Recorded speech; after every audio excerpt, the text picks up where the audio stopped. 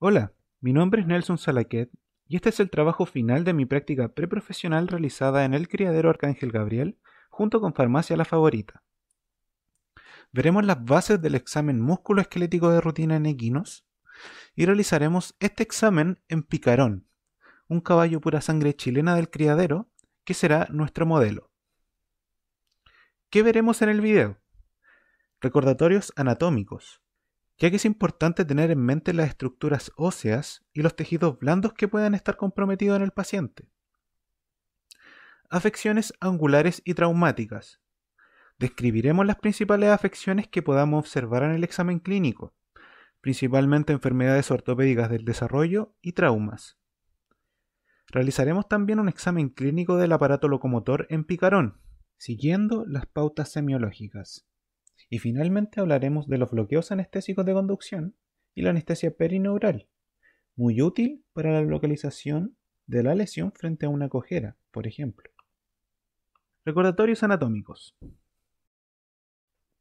Acá tenemos entonces al picarón y lo primero que veremos serán las partes del aparato locomotor. Es importante conocer los nombres coloquiales de las zonas anatómicas, ya que muchas veces se utilizan estos términos en la anamnesis recopilada de los dueños o los cuidadores.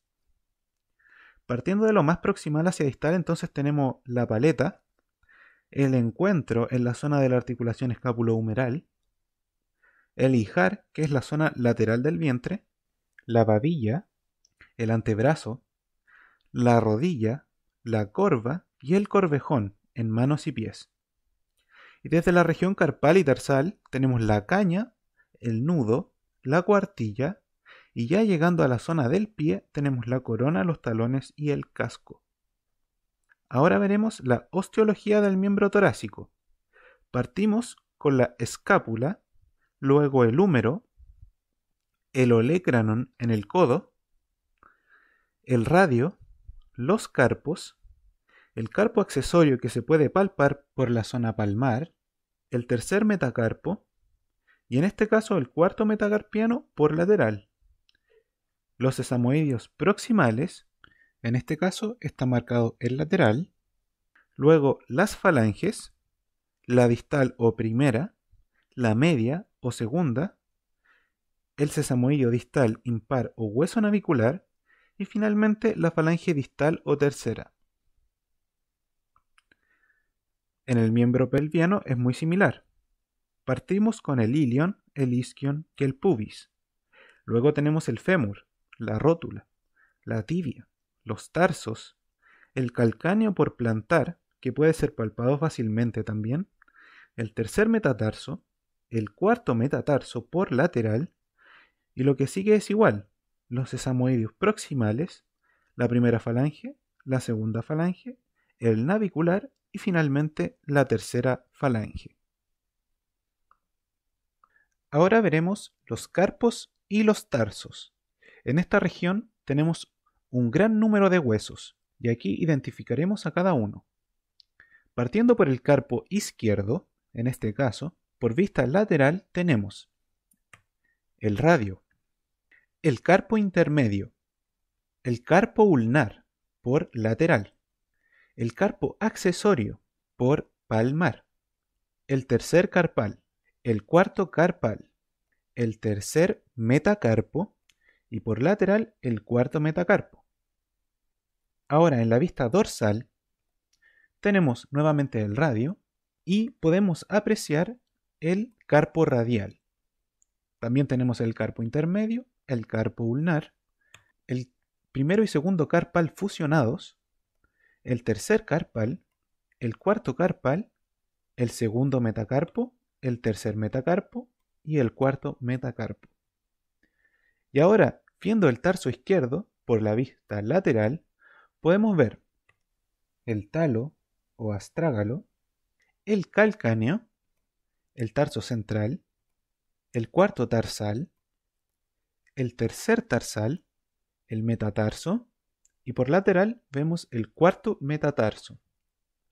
En la vista dorsal tenemos al calcáneo, al talo, al tarsal central, al cuarto tarsal, al tercer tarsal, al segundo metatarso, el tercer metatarso y el cuarto metatarso.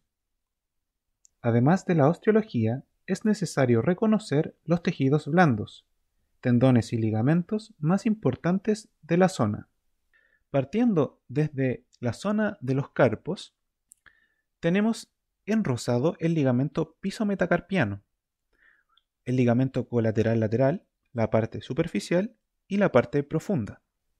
Además, podemos ver el ligamento accesorio del tendón flexor superficial, o también llamado check ligament, en azul oscuro. Luego tenemos por palmar al tendón flexor digital superficial, luego al tendón flexor digital profundo, y por dorsal tenemos al tendón extensor digital común. Por aquí también tenemos el ligamento suspensor que baja hasta la zona palmar del nudo. Tenemos también los ligamentos colateral lateral largo y lateral corto de la articulación metacarpofalángica. Y podemos apreciar también la rama extensora del ligamento suspensor, que junto con el tendón extensor digital común se insertan en el proceso extensor de la tercera falange. Luego, más a distal, tenemos por palmar el ligamento recto, el ligamento palmar y el ligamento sesamoideo oblicuo. Y finalmente tenemos al ligamento sesamoideo colateral, al ligamento suspensor del navicular y el ligamento colateral en la articulación interfalángica distal. Afecciones angulares y traumáticas. Dentro del examen músculoesquelético, la observación y evaluación de los aplomos es fundamental, sobre todo si el paciente presenta una cojera o una afección musculoesquelética. Normalmente los problemas de aplomos son categorizados como enfermedades ortopédicas del desarrollo, pudiendo ser observados desde los primeros días de vida, observando en los potrillos una postura inadecuada y anormalidades angulares según el eje o axis de los miembros. Es bastante común en potrillos debido a la laxitud de las estructuras periarticulares que poseen, algo fisiológico que con el continuo ejercicio y el aumento del tono muscular se corrige, necesitando en los casos más graves un manejo ortopédico por herraje o una resolución quirúrgica. Otras causas de esta desviación son una osificación incompleta, una osificación dispareja, malas posturas intrauterinas o fisitis, que corresponde a la inflamación de la línea de crecimiento. Para analizar los aplomos debemos trazar una línea recta que divida al miembro en su eje largo. Esto lo hacemos por delante, por detrás y por lateral. En esta imagen tenemos a Picarón por delante, donde trazamos la línea divisoria observando unos aplomos adecuados. El gold estándar para el diagnóstico y el pronóstico de estas afecciones es la radiografía, ya que con esto podemos saber el grado exacto de desviación y ver en detalle las zonas periarticulares con problemas. En el análisis se trazan las líneas desde distal a proximal y de proximal a distal. En el caso de una desviación, estas líneas se interceptan en un punto, el punto de pivot, y con esto se puede ver el grado de desviación, donde menor a 5 es leve, entre 5 a 10 es moderado y mayor a 10 es severo. Para el tratamiento y el pronóstico hay que considerar este ángulo de desviación y el tiempo de cierre de la fisis de los huesos. Por ejemplo, la fisis distal de los metacarpos y metatarsos cierra a los 3 o 4 meses y la fisis del radio cierra a los 16 meses. Sin embargo, en la mayoría de los casos, ya al año de vida es tarde para corregir una afección angular. Por vista frontal y trasera, podemos observar una desviación del tipo varus, cuando desde los carpos o tarsos se desvía el miembro hacia medial, y valgus, cuando la desviación es hacia lateral. Por otro lado, una desviación del miembro completo hacia lateral indica un caballo izquierdo, y si la desviación es a medial, indica un caballo estevado. Las causas más comunes son la laxitud de las zonas periarticulares o el crecimiento disparejo del radio o tibia por abaxial, generando la desviación. En la radiografía tenemos un tipo de patología que causa estas afecciones. Es la osificación incompleta de los huesos cuboides en grados, en este caso un grado 3, en potrillos inmaduros o dismaduros, donde el tratamiento debe ser la inmovilización, restricción de ejercicio y seguimiento radiográfico, completamente distinto al resto de las afecciones donde se debe estimular el ejercicio y con herrajes adecuados revierten por sí solas. Los tratamientos en estos casos son efectivos durante los primeros 4 meses de vida, con una tasa de éxito en descenso, por lo que cercano a estas fechas podemos hacer cirugía y aplicar técnicas que retrasen el crecimiento. Luego de estas fechas es imposible hacer una adecuada corrección. Por lateral, también debemos ver los aplomos. En el miembro torácico trazamos la línea desde la tuberosidad de la espina de la escápula, pasando por el centro del nudo y cayendo por detrás de los talones. Mientras que en el miembro pelviano, la línea va desde la tuberosidad isquiática, por el borde posterior del tarso, siguiendo por la cara plantar del metatarso hasta el suelo, a 7 centímetros aproximadamente de los talones. Podemos tener un caballo plantado cuando el miembro sobresale hacia afuera por la línea central o remetido cuando el miembro sobresale hacia adentro. En un caballo plantado podemos tener una lesión del tendón flexor digital profundo en la primera fase del paso. También puede generar una lordosis. En un caballo remetido, disminuye la velocidad del paso. Puede haber un raspado del suelo con la pinza del casco y una predisposición a tropiezos. También podemos tener a un caballo corvo cuando desde la región de los carpos hay una desviación hacia adentro o hacia palmar, o un caballo trascorvo cuando la desviación es hacia adelante o dorsal. Normalmente, los corvos generan alteración de los tendones flexores y se recargan los carpos. Se cree que puede ser congénito, mientras que un trascorvo es un defecto grave, afectando los ligamentos accesorios del flexor profundo, el accesorio del flexor superficial o check ligament, el ligamento palmar anular y la cápsula articular y parte anterior de los carpos. Es una enfermedad de hiperlaxitud a nivel del carpo o tarso. En potrillos la resolución es sin tratamiento, pero siempre se debe hacer seguimientos. En adultos es más complicado, pero por ejemplo, en este caso Picarón está remetido de los miembros posteriores. Sin embargo, es un caballo sano y buen deportista. Otra cosa importante a evaluar es el eje podofalángico. Con esto podemos diagnosticar deformidades flexurales o hiperflexión y también hiperlaxitudes.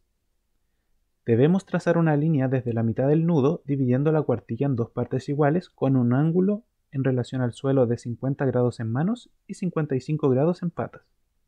Podemos realizar esta observación por frontal tomando la mitad del nudo y dividiendo la cuartilla y casco por la mitad con una línea o por palmar o plantar de la misma manera, generando un ángulo de 90 grados con la línea media de la ranilla. Cualquier quiebre en esta línea que debiese ser recta se considera anormal. Las deformidades flexurales afectan la unidad músculo-tendíneas y en algunos casos solo afectan los tendones. Un eje podofalángico quebrado hacia atrás indica una alteración del tendón flexor digital profundo. Estas patologías son mayoritariamente congénitas, pero en adultos pueden generarse principalmente por dolor o atrofia de la unidad musculotendínea por falta de uso. Con la cronicidad del cuadro se producen alteraciones como alteración de la tercera falange, degeneración articular temprana, que pueda afectar la capacidad deportiva de un ejemplar, o crecimiento anormal del casco. Esto también debe ser evaluado. Podemos medir la zona dorsal de la muralla y la zona palmar o plantar de los talones y ver la relación. Una adecuada relación es 3:1 en manos y 2:1 en pies, como en la imagen. Como tratamiento en estas afecciones, recordando que su efectividad está ligada a la edad del paciente, debemos realizar fisioterapia, podemos vendar o entablillar, se puede usar una férula o realizar tratamiento quirúrgico según corresponda, como una desmotomía o tenotomía. En potrillos podemos disminuir el aporte energético para disminuir la velocidad de crecimiento periarticular y utilizar antiinflamatorios no esteroidales en dolor crónico. Está descrito que la administración de oxitetraciclina es efectiva en estas situaciones, ya que actúa a nivel de los miofibroblastos, generando relajación sobre el tendón y el músculo. Es por esto que se usa mucho en potrillos para solucionar este tipo de afecciones. Ahora, por otro lado, hablaremos de las afecciones traumáticas. Los traumas pueden originarse por un sinfín de situaciones. Sin embargo, podemos clasificarlos en dos tipos: los traumas de baja intensidad repetidos en el tiempo y los traumas de alta intensidad únicos en el tiempo. Los traumas repetidos son causados, por ejemplo, por problemas de aplomos, mal herraje o incluso simplemente por un mal manejo. Son traumas crónicos que con el tiempo agravan lentamente la lesión, mientras que los traumas únicos son por situaciones específicas de alta intensidad que generan una lesión aguda. Cualquiera de estas puede generar bajas en el rendimiento, cojeras o miopatías, y a la larga pueden alterar la articulación, generando osteoartritis o una enfermedad degenerativa articular. Examen clínico del aparato locomotor. Podríamos decir que la cojera es uno de los motivos de consulta más frecuentes. Es por esto que debemos saber cómo clasificarla. Existen 5 grados de cojeras descritas por la Asociación Americana de Practicantes Equinos o AAEP. El grado 1 es para cojeras difíciles de observar, donde es el jinete que siente la claudicación cuando está montando en cualquier circunstancia. El grado 2 es observado cuando la cojera solo es evidente en ciertas circunstancias, como el trote en círculo, por ejemplo. El grado 3 es cuando trotamos al paciente y observamos una cojera evidente, en cualquier circunstancia. El grado 4 es una cojera evidente con marcado movimiento de cabeza, tropiezos y alteraciones en las fases del paso. Finalmente, el grado 5 es una cojera obvia, donde tenemos al paciente de pie, sin moverlo, y no puede apoyar el miembro afectado. Este método de clasificación es el más utilizado, debido a la objetividad de la escala. En el examen musculoesquelético debemos siempre partir de distal a proximal, por lo que lo primero que examinaremos serán los cascos del paciente. Siempre debemos examinar los 4 cascos, dejando al último el miembro que sospechemos de una lesión. Debemos conocer también las partes del casco. En morado tenemos la corona o banda coronaria, en naranjo la muralla o pared, en rojo la pinza, en verde los hombros o mamillas, en amarillo las cuartas partes y en azul los talones.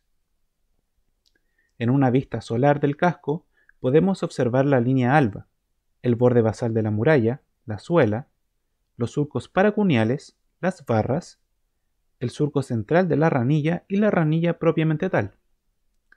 Una vez conocidas las partes del casco, procedemos a la observación. Realizaremos una palpación con ambas manos repasando todas las zonas, incluyendo talones y fosa de Chenot. Es la fosa que queda sobre los bulbos de los talones donde pasa el tendón flexor digital profundo. Chequeamos algún aumento de temperatura en los cascos, exploramos los bulbos de los talones, los cartílagos alares y percutimos los cascos para ver si hay espacios huecos que acusen de enfermedad como la enfermedad de la línea blanca, por ejemplo. Finalmente, pasamos a la prueba de las pinzas. La prueba de presión con la pinza nos orienta muchísimo al diagnóstico si tenemos alguna afección en la zona del pie equino. Lo que hacemos es apretar levemente distintas zonas de la región solar del casco para buscar algún indicio de dolor. Presionamos la suela con la muralla, avanzando cada 3 centímetros por el borde del casco. Presionamos el surco central de la ranilla y la fosa de Chenot como en la imagen, poniendo un trozo de algodón para cubrir la zona. Presionamos muralla con muralla en la zona de los talones del casco y presionamos la ranilla con la muralla por cada lado, donde en este caso particular una presión positiva indicaría dolor en la zona del navicular o talones cortados.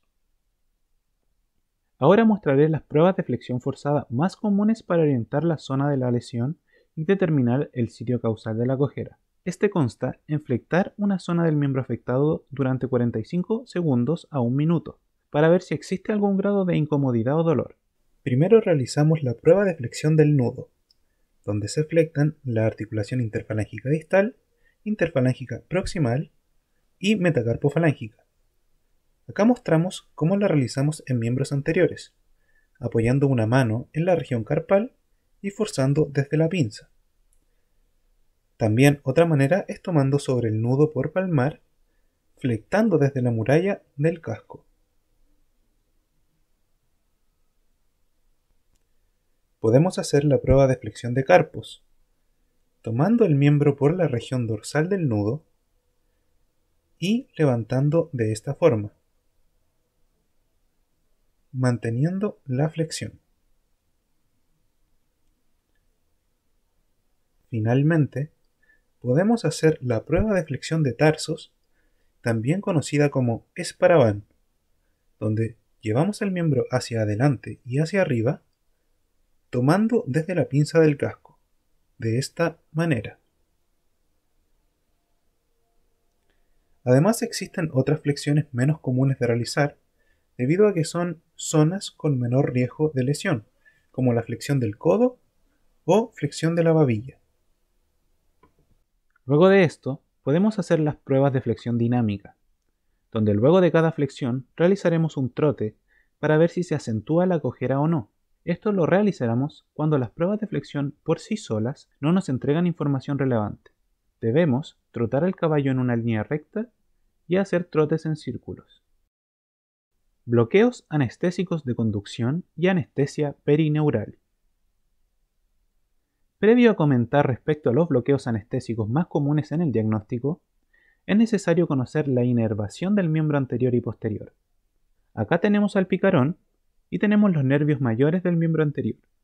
Desde proximal a distal tenemos el nervio supraescapular, el nervio axilar, el nervio radial con sus ramas tricipitales y los nervios que más nos importan, el nervio mediano y el nervio ulnar.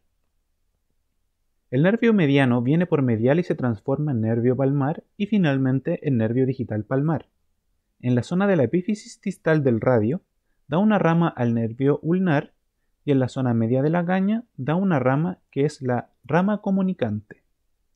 El nervio ulnar es por lateral, también se transforma en nervio palmar junto con la rama del nervio mediano y luego se transforma en nervio digital palmar. Da una rama profunda que inerva el origen del ligamento suspensorio y desemboca en los nervios metacarpianos. Los nervios digitales siempre van en un paquete vasculonervioso, donde siempre el nervio va por palmar o plantar. Los bloqueos de conducción siempre parten desde lo más distal a proximal, partiendo por el bloqueo digital palmar, luego el bloqueo abaxial de sesamoideos, el bloqueo de 4 puntos bajos y finalmente el bloqueo de 4 puntos altos. Cada bloqueo se evalúa a los 5 minutos con un trote, buscando la positividad en una cojera que se suspende tras la anestesia perineural. Con el tiempo, el anestésico difunde hacia proximal y se vuelve inespecífico. Es por esto que no podemos esperar mucho tiempo luego de la inyección. Comenzando por la región digital, realizamos el primer bloqueo. Este es el bloqueo digital palmar. Debemos buscar por palmar, por sobre los cartílagos alares, la zona donde pasa el nervio digital palmar, por lateral y por medial. En la imagen tenemos el miembro anterior derecho de picarón y muestro la zona donde se inyecta por lateral. Inyectamos subcutáneo con una aguja de 25G entre 1,5 a 2 ml de lidocaína o mepivacaína con la aguja mirando hacia distal. Con esto, evaluamos luego de 5 minutos y debería bloquear la articulación interfalángica distal, la zona del hueso navicular, la bursa podotroclear, tendones flexores digitales, el ligamento sesamoideo distal impar, el corión de talones, de la ranilla, de la suela y la mitad del corión parietal. Luego de 10 minutos, bloquea la cara palmar de la articulación interfalángica proximal y los ligamentos sesamoideo recto, oblicuos y cruzados. Hay que destacar que tenemos excepciones, ya que no bloquea si hay una fractura importante, una sepsis, absceso u osteoartritis dorsal. Acá tenemos unos esquemas que muestran sitios de inyección en la zona digital. En la imagen de la derecha podemos ver que si realizamos una inyección por el centro de la fosa de Chenot, llegamos a la bursa navicular, lo que está pintado en verde. Entonces bloquearemos toda la zona B que aparece en la imagen en los primeros 5 minutos, y luego de 10 minutos sigue bloqueando hasta casi la pinza del casco. Este bloqueo es bastante útil en casos de podotrocliosis o síndrome navicular. Luego vamos a la región del nudo. Tenemos el bloqueo abaxial de sesamoideos.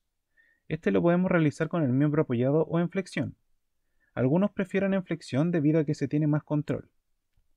Palpamos los paquetes vasculonerviosos lateral y medial de las zonas abaxiales a los sesamoideos proximales e inyectamos, igual que el anterior, también levemente hacia distal, 2 miligramos de anestésico con una aguja de 25G. Deberíamos bloquear las tres falanges, las articulaciones interfalángicas, el corión del casco, la rama extensora del ligamento suspensor, ligamentos sesamoideos distales y tendones extensores y flexores por debajo del nudo. Este bloqueo debe evaluarse a los 3 minutos debido a que es más rápida la difusión del anestésico.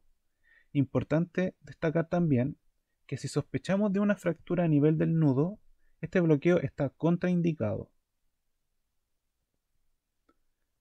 Luego tenemos el bloqueo de 4 puntos bajos. Acá bloqueamos los nervios palmar lateral y medial y los metacarpianos palmar medial y lateral, que salen por debajo de los metacarpianos rudimentarios, el segundo y el cuarto. Para bloquear el digital palmar común, introducimos la aguja entre el flexor profundo y el ligamento suspensor de 2 a 4 milímetros, 2 centímetros por encima del botón del rudimentario, como muestro en picarón en la imagen A. Y para bloquear los metacarpianos, se introduce la aguja justo por debajo del botón del rudimentario a unos 2 a 4 milímetros también de profundidad, mostrado en picarón en la imagen B. Inyectamos subcutáneo de 2 a 3 ml de anestésico por pinchazo.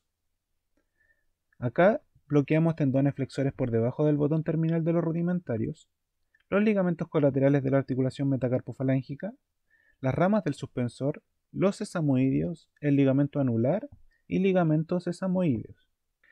También podemos realizar una modificación llamada bloqueo de 6 puntos bajos. Es similar, solamente que se añaden 2 sitios de inyección. Se busca bloquear el nervio digital dorsal lateral y el medial, justo por los lados del tendón extensor, como se muestra en la aguja con la estrella, con el fin de insensibilizar además los tendones extensores dorsales y laterales. Acá tenemos un esquema donde se muestra de mejor manera las zonas donde se inyecta el anestésico, demarcadas con flechas. Finalmente tenemos el bloqueo de 4 puntos altos, donde anestesiamos los nervios metacarpianos palmares laterales y mediales, y los nervios digitales palmares común lateral y medial. Se inyectan de 2 a 3 ml de anestésico con aguja de 21G. Acá palpamos la cabeza de los rudimentarios e introducimos la aguja hacia medial para alcanzar los metacarpianos palmares como se muestra en el esquema con la aguja verde. Y luego, sin sacarla, la retiramos unos milímetros y al encontrarnos cercanos al tendón flexor digital profundo, inyectamos nuevamente para alcanzar los nervios digitales palmares comunes. Este bloqueo insensibiliza todas las estructuras que bloquea el de 6 puntos bajos, además de los ligamentos interóseos, la mayor parte del ligamento suspensor, el metacarpo y el tendón extensor, y puede llegar a difundir al origen del suspensor y las articulaciones más distales del carpo. Existen además de estos bloqueos otros más específicos y otros más proximales, sin embargo, estos 4 que vimos son los más utilizados. Esta es la bibliografía que he utilizado para el video. Muchas gracias.